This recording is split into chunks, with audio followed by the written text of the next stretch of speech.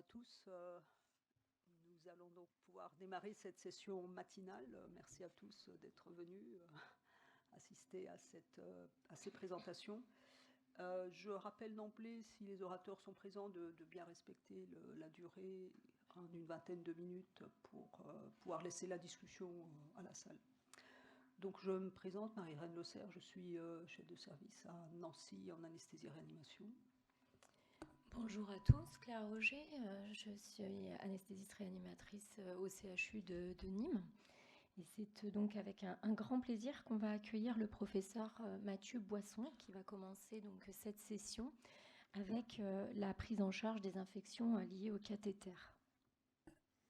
Merci beaucoup. Bonjour à tous. J'espère que vous êtes en forme. Merci aux organisateurs de m'avoir proposé de vous parler ce matin de la prise en charge des infections liées au cathéter. Vaste sujet et on va essayer en une vingtaine de minutes puis 10 minutes d'échange effectivement de faire le tour de la question. Alors tout d'abord pour commencer, mes conflits d'intérêts dont principalement Becton Dickinson pour la chlorhexidine en lien avec cette présentation.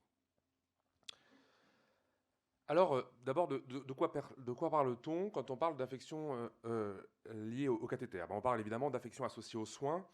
Et quand on regarde un petit peu les données récentes de la littérature, notamment en France, avec la dernière enquête de prévalence qui a été publiée en 2019 sur des données de 2016 à 2017, on s'aperçoit que les bactériémies, et dans lesquelles une grosse partie d'infections liées au cathéter, se retrouvent en quatrième position des infections associées aux soins, avec environ 5% d'infections liées au cathéter dans l'ensemble des infections associées aux soins. Donc une part non négligeable, mais pas la majorité des infections associées aux soins.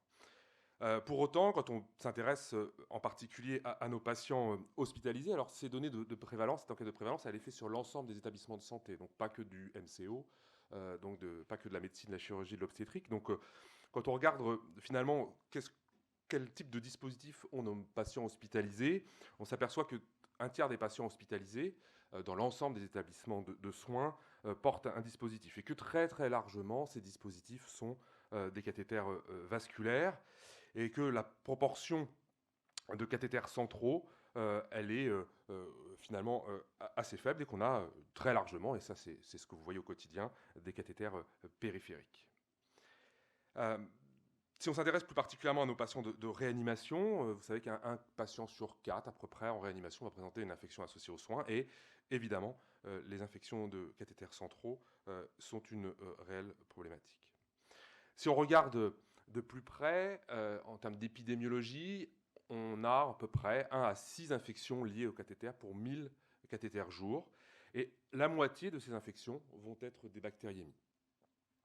Si on s'intéresse plus spécifiquement aux bactériémies, qui sont la forme la plus grave des infections liées au cathéter, eh bien évidemment, l'incidence, la prévalence, elle va être différente en fonction du type de dispositif.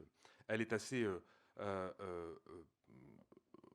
faible pour les cathéters veineux périphériques et pour ceux qui sont à usage intermittent, comme les PAC, avec une incidence de 0,5 pour 1000 cathéters jour, et plus importante pour les PICC line et les cathéters veineux centraux, à peu près aux alentours de 2 pour 1000 cathéters jour. Donc, là encore, en fonction du type de dispositif, bien évidemment, nous n'avons pas la même problématique en termes de prévalence.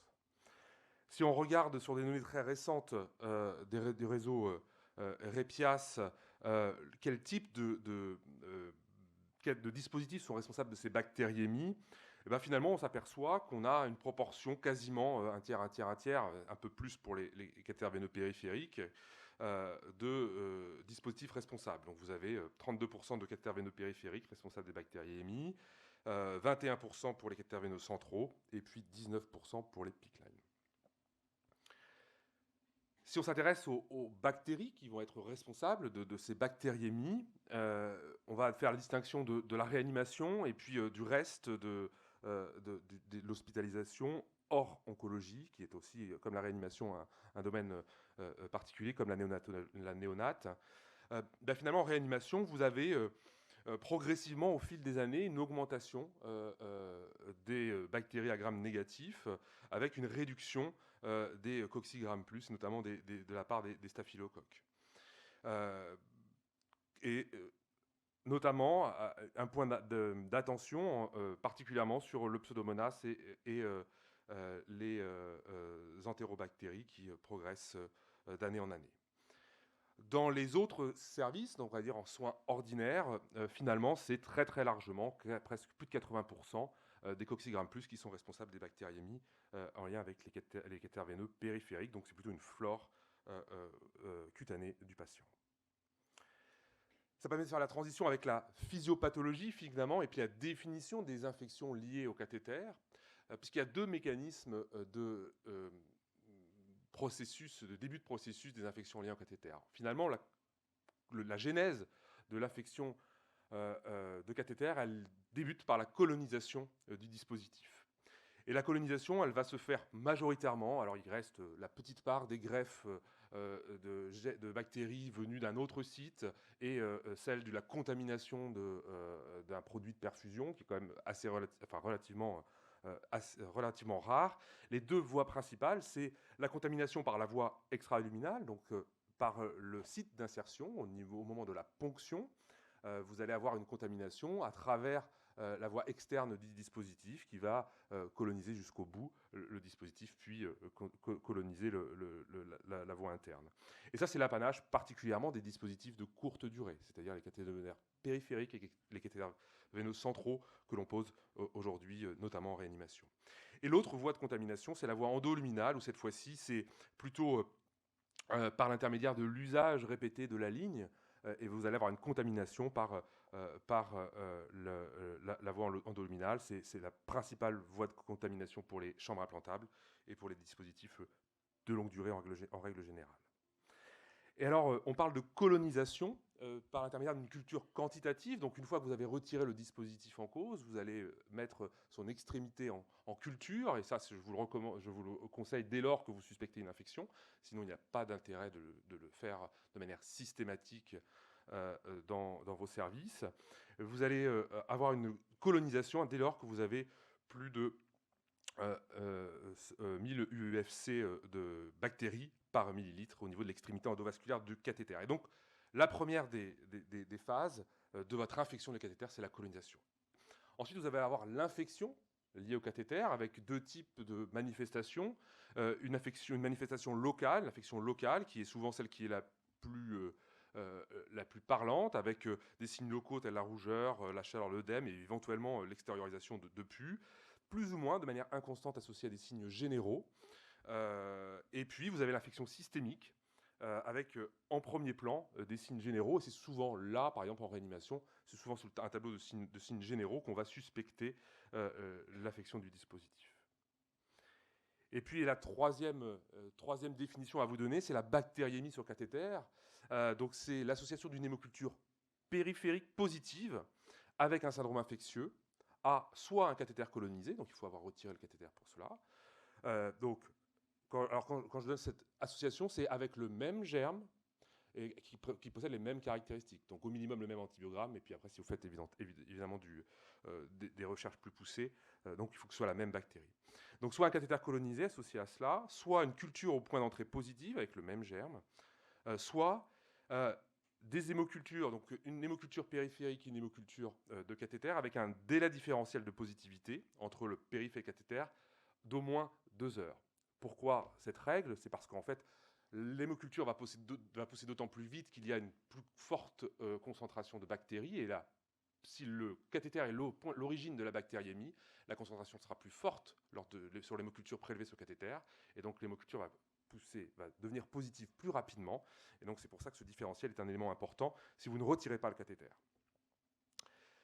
Pour résumer l'ensemble de ces définitions, vous avez la colonisation de cathéter avec une hémoculture sur cathéter qui est positive et puis des hémocultures périphériques négatives et pas de signe clinique. L'infection liée au cathéter, vous allez avoir toujours l'hémoc cathéter positive, des hémocultures périphériques négatives et des signes cliniques présents. Et la bactériémie, vous allez avoir l'ensemble des éléments, bien que les signes cliniques peuvent parfois être inconstants et pas toujours au premier tableau.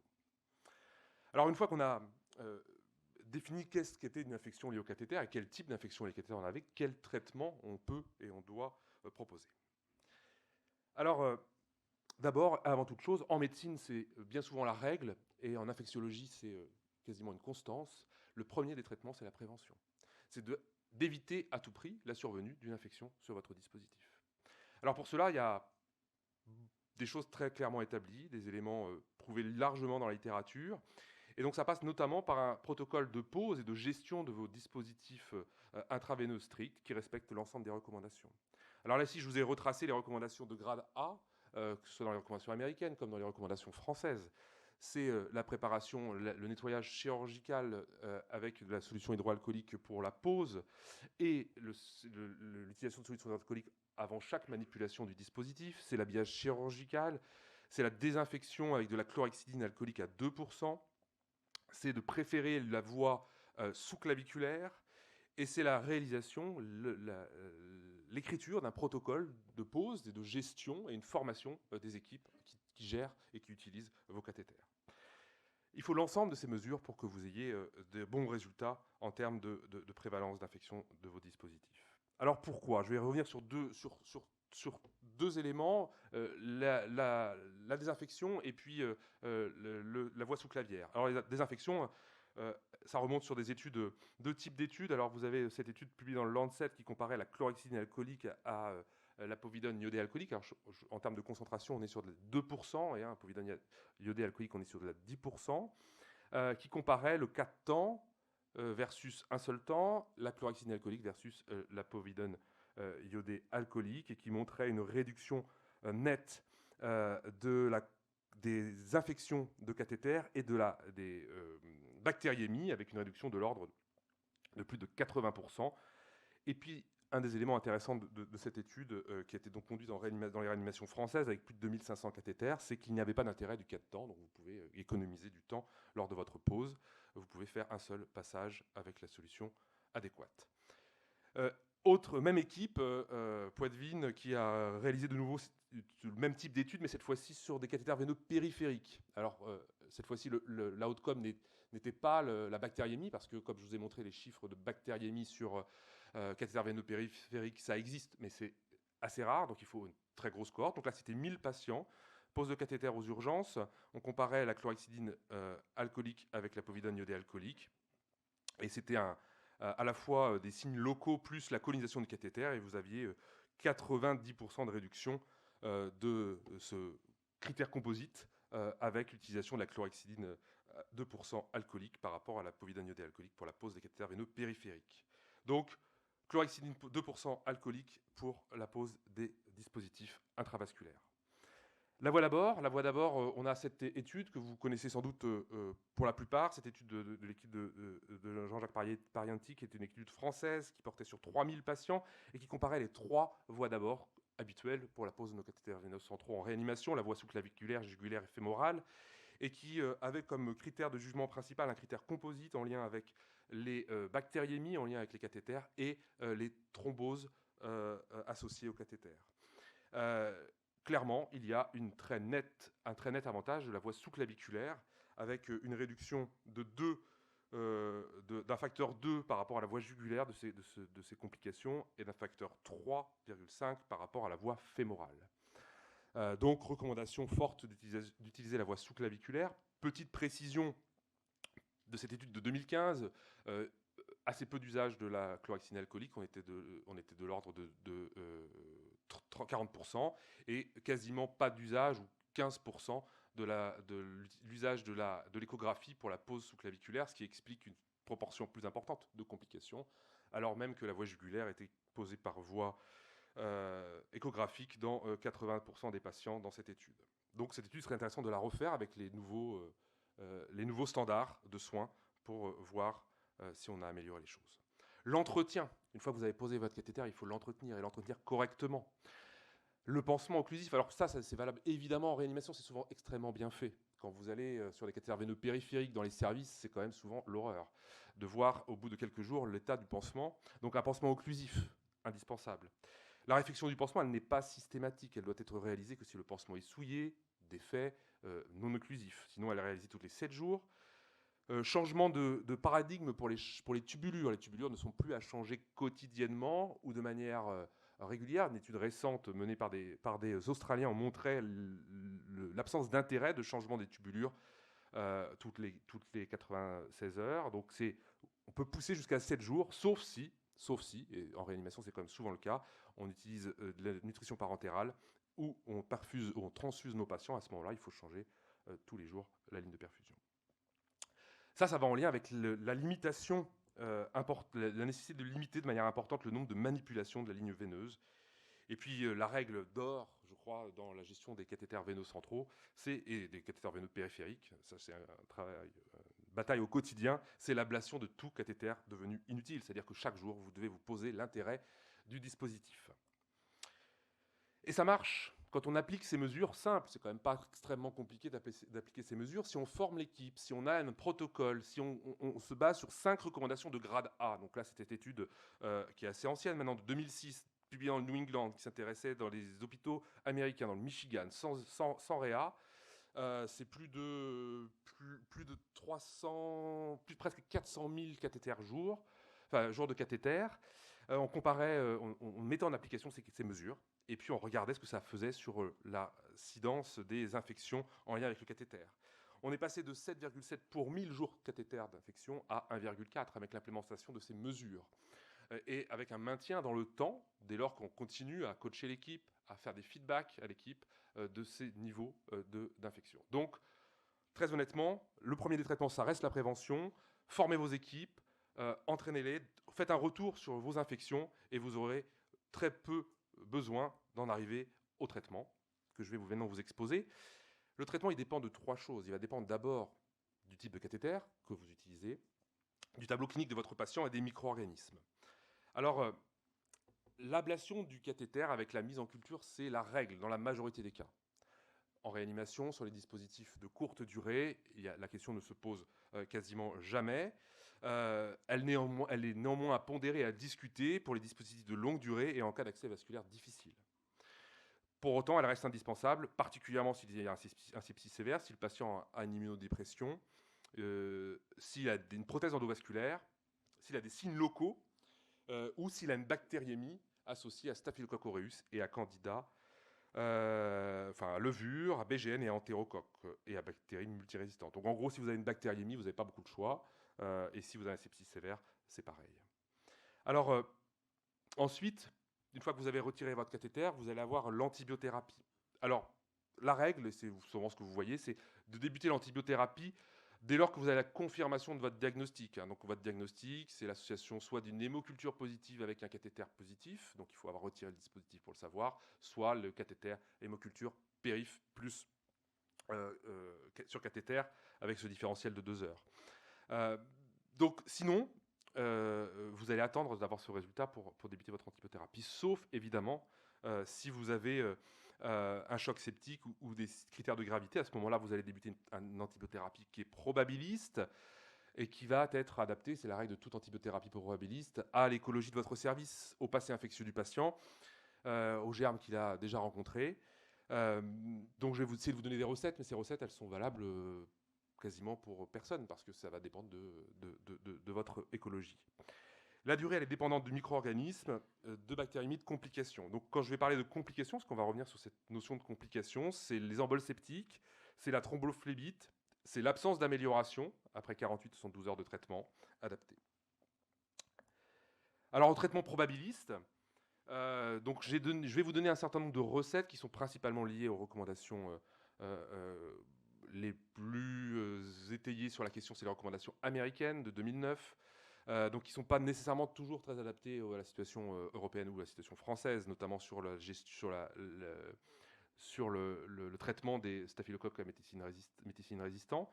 Néanmoins, en cas de tableau clinique très prégnant et un choc septique, on peut vous recommander, dans l'attente de résultats, un traitement par vancomycine ou daptomycine et piperacilline tazobactam ou C4G en fonction de votre profil de résistance. Et se pose la question du traitement de Candida avec du fluconazole ou de la caspofongine. Bon, traitement probabiliste, je dis, vous pourrez en avoir besoin, mais normalement assez peu de temps. Sinon, on va passer par germe, avec Staphylococcus aureus et Candida. Donc, ce sont deux bactéries qu'il faut particulièrement redouter, bactériémies qu'il faut particulièrement redouter, parce qu'elles ont un fort potentiel de greffe sur du matériel ou de greffe sur valve, et donc d'endocardite. Donc, il faut être assez virulent. Donc, si vous avez des hémocultures négatives, il va quand même être conseillé, donc juste un cathéter colonisé plus des signes locaux, des signes généraux, on va conseiller un traitement de 3 à 5 jours. Si vous avez des hémocultures positives associées, mais pas de complications, 14 jours, et hémocultures positives avec complications, 4 à 6 semaines. Je ne reviens pas sur les molécules, vous les avez là, et je rappelle qu'il faut adapter à votre écologie. Si vous êtes sur des Staph coagneg, entérocoque, E. coli, Klebsiella, hémoculture négative, il n'est pas recommandé de faire de traitement. Hémoculture positive sans complications, 7 jours. Hémoculture positive avec complications, 4 à 6 semaines.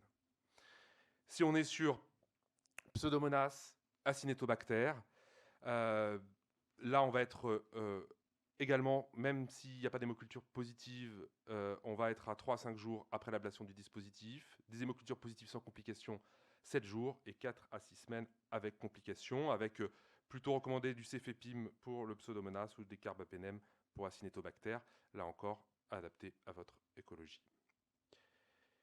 Petit point d'attention sur le verrou antibiotique, qui nous concerne assez peu en règle générale, mais qui concerne notamment tous ceux qui ont à prendre en charge des patients avec un dispositif de longue durée.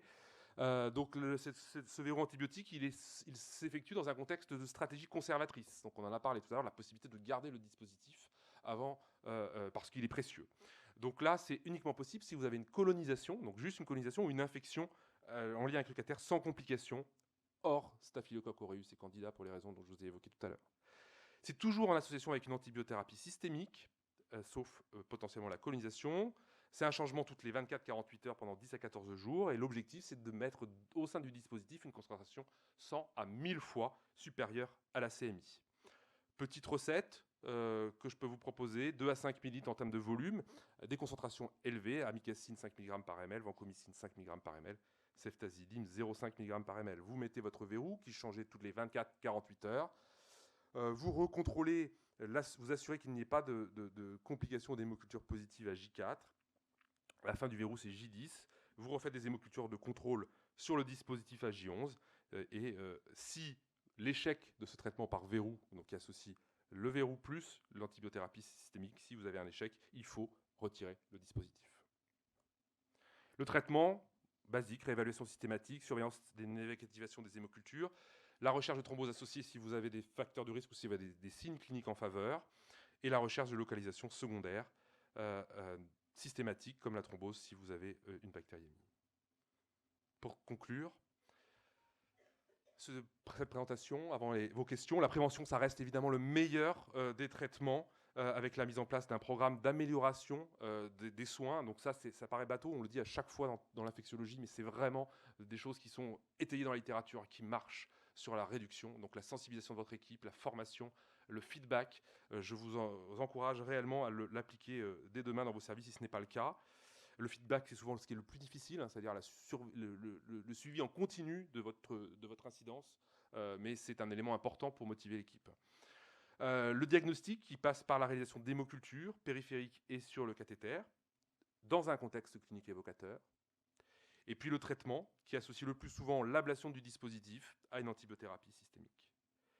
Si vous voulez en savoir plus, les deux recommandations qui ont aidé à faire ce travail, c'est les dernières recommandations de la SRLF sur la gestion des abords veineux, des abords vasculaires en réanimation, et puis les recommandations américaines sur le traitement, notamment la partie traitement. Je vous remercie par avance. Si vous souhaitez avoir ma présentation, vous pouvez la télécharger grâce au QR code qui s'affiche à l'écran.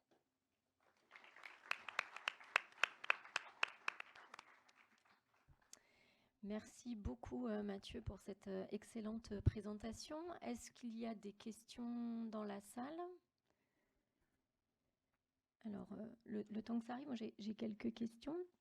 Des questions d'abord pratico-pratiques. Est-ce que vous faites un changement systématique des cathéters veineux centraux dans ton unité, ou c'est simplement sur suspicion d'infection liée au cathéter? C'est-à-dire avec, par exemple, je sais pas, 7 jours pour une voie fémorale, c'est ça le changement systématique? Oui. Non. Donc c'est uniquement guidé sur Oui. Donc si vous avez un patient qui reste Alors extrêmement il reste la longtemps, règle du cathéter disposé en urgence dans un contexte où on n'aura pas respecté les guidelines pour la pause, où là se pose la question de la durée de vie du cathéter et généralement on le retire même assez rapidement. Mais pour le reste, non, il n'y a pas de changement systématique. donc ça peut être sur des patients qui restent longtemps, un cathéter qui va rester en place Voilà. 3 semaines ou un mois. Oui, et pour les cathéters veineux périphériques, parce que la question se pose aussi, hein, il a longtemps été recommandé, il est même encore recommandé à un certain nombre de structures de le changer tous les 96 heures. Il y a un certain nombre d'études qui montrent que ce principe-là n'est pas nécessaire et ne réduit pas les complications. Voilà, en tout cas, il n'y a pas un niveau de preuve pour les cathéters veineux périphériques certain sur la nécessité de le changer. En règle générale, de toute façon, le dispositif se complique avant, notamment sur la diffusion. Et pour les cathéters veineux centraux, non, il n'est pas recommandé de changer de manière systématique, et nous, on ne le fait pas. Très bien. Des questions? J'aimerais bien revoir avec vous la prévention. Est-ce que la manipulation des robinets, etc., est-ce que c'est quelque chose d'important d'avoir des règles et une procédure pour l'ensemble de l'équipe? Genre utiliser des compresses imbibées ou autre chose? Alors, clairement, alors déjà, il faut essayer alors, pour le coup, ça va être assez peu... Ça va être assez peu étayé par la littérature, hein, ces questions-là de gestion des robinets. Ce qui est sûr, c'est que plus il y a de manipulation sur les dispositifs, plus il y a de risques de contamination de la voie endoluminale sur ce dispositif. Alors après, il faut clairement, et ça c'est la règle d'or, avoir un protocole dans le service, c'est-à-dire pour s'assurer qu'il y ait une homogénéité des pratiques, et pour surtout s'assurer qu'il n'y ait pas de pratiques déviantes. Essayer déjà de se mettre à distance et d'avoir le pansement qui est bien occlusif par rapport à la fois au point d'insertion et à la voie, à la partie distale de la voie de cathéter. Et ensuite, effectivement, pour les robinets, il faut avoir... Alors, il peut proposer des bouchons antiseptiques, il y a un certain nombre de littérature de faible qualité sur le sujet, des compresses, effectivement. Mais en tout cas, il faut protocoliser à chaque fois. Ce qui est bien étayé, c'est le lavage chirurgicien, c'est la solution hydroalcoolique avant toute manipulation de la voie. Mais il est recommandé pour les dispositifs de longue durée d'avoir une tenue avec des gants stériles. Ce n'est pas la règle pour les cathéters de courte durée. Ça n'a pas démontré d'intérêt. Mais en tout cas, voilà, il faut l'écrire et le formaliser dans le service, ça c'est une certitude. Est-ce qu'il y a une place, tu as montré donc la place du verrou antibiotique dans le traitement de l'infection cathéter. Est-ce qu'il y a une place pour le verrou antibiotique dans la prévention et notamment sur les cathéters de dialyse? Alors ça c'est une bonne question. Il y a quelques éléments dans la littérature, quelques études qui se sont intéressées effectivement à ce type de prévention, notamment sur les cathéters de dialyse sont un bon exemple parce que c'est souvent des voies très précieuses. Les recommandations aujourd'hui ne sont pas en faveur de cette mesure de manière systématique. Et donc, ça reste, très honnêtement, et là où ça a été le plus étudié, et là où c'est potentiellement aujourd'hui proposé, c'est pour les cathéters de dialyse chez les patients pour lesquels l'infection du cathéter serait un drame en termes d'abord. Et donc c'est souvent chez ces patients-là, et avec ce type de cathéter, où on se retrouve en impasse thérapeutique, parce qu'on n'a plus d'abord vasculaire. Et donc, s'il y a une place pour du préventif avec un verrou antibiotique, la majorité des études sont sur ce type de dispositif. Et donc, c'est plutôt sur ce type de dispositif qu'on peut l'envisager, mais pas de manière systématique et pas pour tous les patients. Des complications associées, type thrombophlébite ou syndrome projectionnel?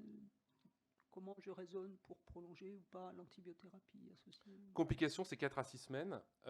Et donc la durée, elle va le plus souvent... Alors, si on a plutôt tendance aujourd'hui à faire 4 semaines que 6. Par contre, les 4 semaines, ils débutent à la fin de la négativation des hémocultures. Donc effectivement, dès lors que vous avez une suspicion d'emboles septiques, il va falloir faire un bilan et aller rechercher. Ensuite, on est sur de l'ordre de, après négativation, de 4 semaines de traitement. J'ai mis 4 à 6 semaines, parce que c'est les dernières. En 2009, c'était 4 à 6 semaines, mais aujourd'hui, ça a été, notamment par la recommandation française de la SPILF, un peu réduit à 4 semaines. Allez-y. Excusez-moi, Damien Marie de Poitiers. J'ai une question sur les pansements imprégnés. Je ne l'ai pas mis.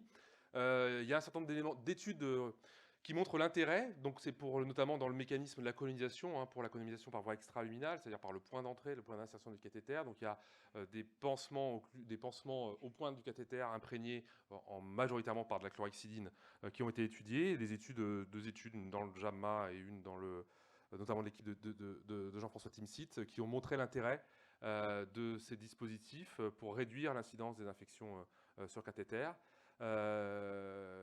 Aujourd'hui, ce n'est pas des recommandations de grade A. Moi, je vous ai mis que le grade A. Elles sont implémentées dans les recommandations. On n'est pas sur du grade A, c'est pour ça que je ne vous les ai pas mis. Mais effectivement, c'est une mesure qui peut être proposée dans le panel des mesures préventives pour réduire le risque d'infection sur le cathéter. Une toute dernière question, s'il vous plaît. Oui.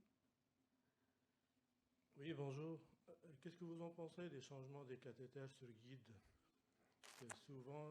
Ouais. Alors, j'en ai pas parlé volontairement parce que